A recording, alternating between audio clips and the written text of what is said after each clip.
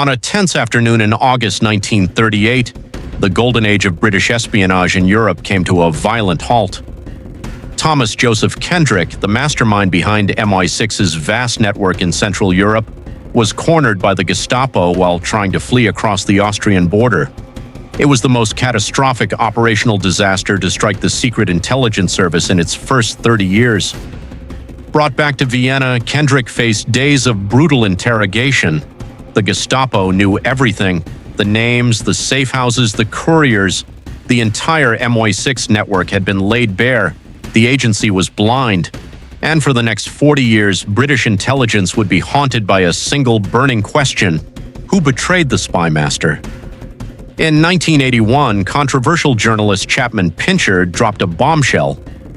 In his book, Their Trade is Treachery, he named a culprit: Charles Howard Ellis, Kendrick's loyal friend and brilliant MI6 colleague. The allegation was staggering. Ellis, a pillar of the establishment, was accused of being a double agent who sold out the entire Vienna network to the Nazis. Ellis denied the charge until his dying day, yet the narrative was too seductive for historians to ignore. For decades, book after book repeated the claim as absolute fact. A lie told often enough became history. Charles Howard Ellis went to his grave with his legacy shattered, remembered not as a patriot but as a ghost who broke the back of British intelligence. But history is not static. Decades after the files were closed, groundbreaking new research has shattered the 40-year-old myth. The truth, dug up from the darkest corners of wartime archives, reveals that Kendrick was not betrayed by his close friend.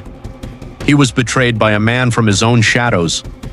Enter Karl Tucek, one of Kendrick's own double agents. Tucek was the ultimate operational anomaly.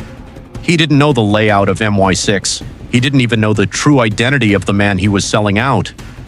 In his secret communications with the Gestapo, Tucek never used the name Kendrick. He referred to his target by a chilling moniker: the elusive Englishman.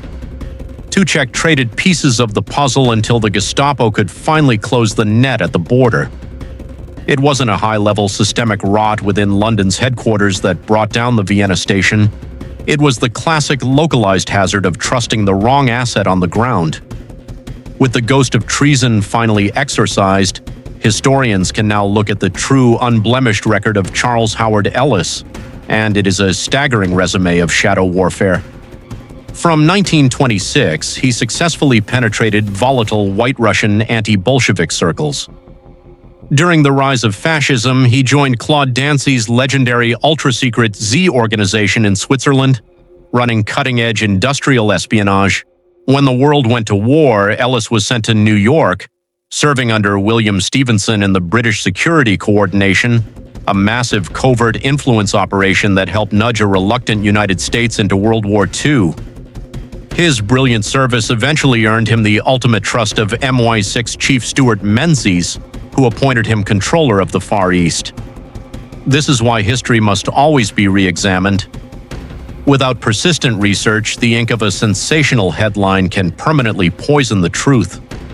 Charles Howard Ellis spent half a century cast as a traitor. Today, the archives have cleared his name, allowing history to finally accord him the honor, the dignity, and the legacy he rightfully earned in the silent service of his country